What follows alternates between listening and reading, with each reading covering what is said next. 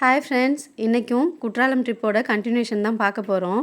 என்ன Courtallam trip continuation வந்துக்கிட்டே இருக்குன்னு பார்க்குறீங்களா? ஆமாங்க, அவ்வளோ இருக்குது. நம்ம குற்றாலம் பிளான் பண்ணோன்னா கண்டிப்பாக இந்த எல்லா இடத்தையும் பிளான் பண்ணி தான் வரணும். ஒரு நாள் 2 நாள் கண்டிப்பாக பத்தாது. நாங்கள் 3 நாள் பிளான் போட்டுமே எங்களுக்கு சுற்றி பார்க்கறதுக்கு டைம் பத்தலை. அதனால் குற்றாலம்னு எடுத்துக்கிட்டோன்னா ஒரு 1 வீக் வச்சுட்டு தான் நம்ம பிளான் போடணும். அப்போ தான் எல்லாத்தையும் நல்லா ஜாலியாக டைம் எடுத்து சுற்றி பார்த்துட்டு வர முடியும். இப்போ நம்ம வந்திருக்கிற இடம் எதுனா அன்னியன் பாறைங்க. அன்னியன் பாறை உங்களுக்கு தெரியும்னு நினைக்கிறேன். அன்னியன் படத்தில் அண்டங்காக்கா கொண்டக்காரி சாங் ஒன்று வரும்ல, அந்த பிளேஸ்க்கு தான் நாங்கள் வந்திருக்கோம். இந்த இடத்த பார்க்கும்போது உண்மையாகவே ஷூட்டிங் எடுக்கிறவங்களாம் பாவங்க. இவ்வளோ வியூ கண்டுபிடிச்சி இவ்வளோ தூரம்லாம் தேடி லொக்கேஷன் பார்த்து நமக்கு சூப்பராக எல்லாத்தையும் கண்ணுக்கு குளிர்ச்சியாக வழங்கணும்னு எவ்வளோ அலையிறாங்கல்ல. இந்த இடத்த பாருங்கள், அப்படியே பச்சை போர்வை போத்துன மாதிரி எவ்வளோ அழகாக இருக்குது பாருங்கள். இங்கே நின்று சுற்றி பார்த்தீங்கன்னா இயற்கை எவ்வளோ அழகாக ஒரு இடத்த உருவாக்கி வச்சுருக்குன்னு நம்மளுக்கு கண்டிப்பாக யோசனை வரும். குறிப்பாக இங்கேருந்து கீழே பார்க்குற வியூ ரொம்ப அழகு.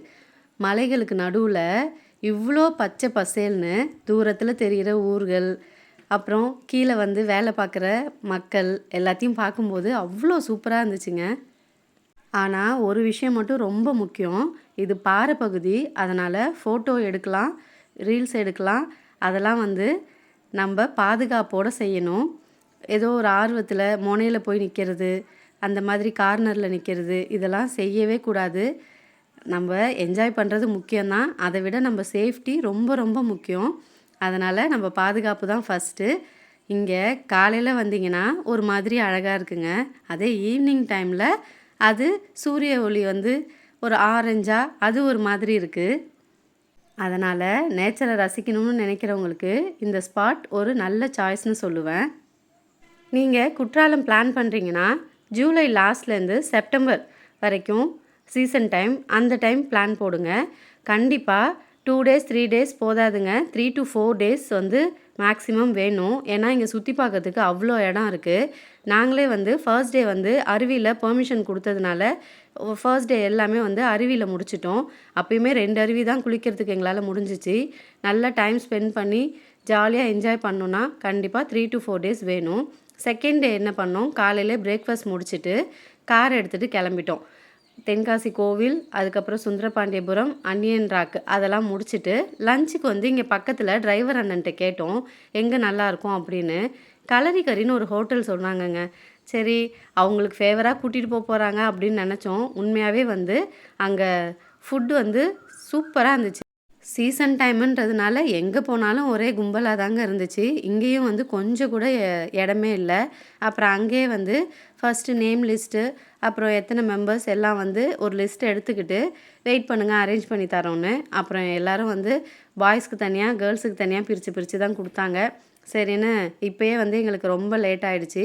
இதுக்கப்புறம் நாங்கள் இதை முடிச்சுட்டு அடுத்தடுத்த ஸ்பாட்டுக்கு போகணுங்கிறதுனால கிடச்ச இடத்துல உட்காந்துட்டோம். சேர்ந்து தான் உட்காரணும் அப்படிலாம் பார்க்காம ஃபஸ்ட்டு ஒரு செட் ஆர்டர் போட்டாச்சு. எங்கே போனாலும் எங்கள் பசங்க இந்த பட்டர் நான், ஃப்ரைட் ரைஸ், பன்னீர் பட்டர் மசாலா இதை விடவே மாட்டுறாங்க.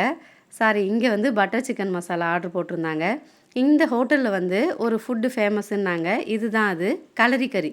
இந்த ஹோட்டல் நேமும் கலரிக்கரி விருந்து. அதே மாதிரி இதுதான் அவங்க ஹோட்டல் ஸ்பெஷல் மெனு, கலரிக்கரி அந்த காம்போ. அதில் என்னென்ன கொடுத்தாங்கன்னா, நம்ம புலாவ் மாதிரி தான் ஒன்று இருந்துச்சு. அதுக்கப்புறம் வெங்காயத்தை பொரித்து அது ஒரு சைட் டிஷ் மாதிரி வச்சுருந்தாங்க. அப்புறம் பச்சடி, நம்ம பருப்பு நார்மலாக செய்யாமல் அது ஒரு மாதிரி இருந்துச்சு.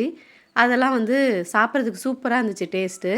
அது ஆனால் நாங்கள் லாஸ்ட்டாக போகும்போது ஒரு பிளேட் தான் இருந்துச்சு அப்படின்னு கொடுத்தாங்க. சரி, ஓகே. அதோட ஒரு சிக்கன் கிரேவி வச்சுட்டாங்க. பசங்க எல்லாம் எல்லாத்தையும் வாங்கினது எல்லாத்தையும் தனித்தனியாக ஷேர் பண்ணி சாப்பிட்டுட்டாங்க. இதில் பெரிய விஷயம் என்னென்னா, இனியா பேபி சேர் போட்டோன்னே பாப்பா அவளே சாப்பிட்டுக்கிட்டா. 2 பாப்பா அக்காவை பார்த்து வர வர நல்ல பிள்ளையாக வராங்க அவங்க. அதுக்கப்புறம் டெசர்ட்டுக்காக இளநீர் பாயசமும் இளநீர் புட்டிங்கும் வாங்கியிருந்தோம். நாங்கள் தெரியாமல் வெளியில் இளநீர் பாயசம்லாம் 40 rupees அப்படி தானேங்க இருக்கும். நாங்களும் ரேட்டை பார்க்காம ஆர்டர் பண்ணிட்டோம். பார்த்தா ஒன்று 240, புட்டிங் 260. சரி பரவாயில்ல, வந்ததுக்கு எல்லாத்தையும் டேஸ்ட் பார்க்கணுமேனு அங்கே பில்லை கட்டிட்டு அடுத்து எங்கே போனோன்னா குண்டார் அணை தாங்க போனோம். போகிற வழி எல்லாமே இப்படி தாங்க இருந்தது. கண்ணுக்கு வந்து ஃப்ரெஷ்ஷாக, காதுக்கு நல்லா அந்த காற்று சவுண்டே நம்மளால் ஃபீல் பண்ண முடியும். செம்மையாக இருந்துச்சு ஏரியா. இதுக்காகவே வந்து நம்ம 1 வீக் இங்கே ஸ்பெண்ட் பண்ணுறதுல தப்பே கிடையாது. நாங்கள் போன அன்னைக்கு கொஞ்சம் மழையாக இருந்ததுனால அலோவ் பண்ணலை. சரின்னு வெளியிலேருந்தே ஃபோட்டோஸ் வீடியோஸ்லாம் எடுத்துக்கிட்டு போட்டிங் மட்டும் அலோவ் பண்ணாங்க. மழை டைமில் போகிறது சேஃப்டி இல்லை அப்படின்னு டிரைவர் அண்ணன் சொன்னாங்க. அதனால் போட்டிங் வேணான்னு சும்மா பார்த்துட்டு மட்டும் வந்தோம். இங்கேருந்து உள்ளே போனால் ஒரு 2 கிலோமீட்டர் போனால் ஒரு அருவி இருக்குதுன்னு சொன்னாங்க.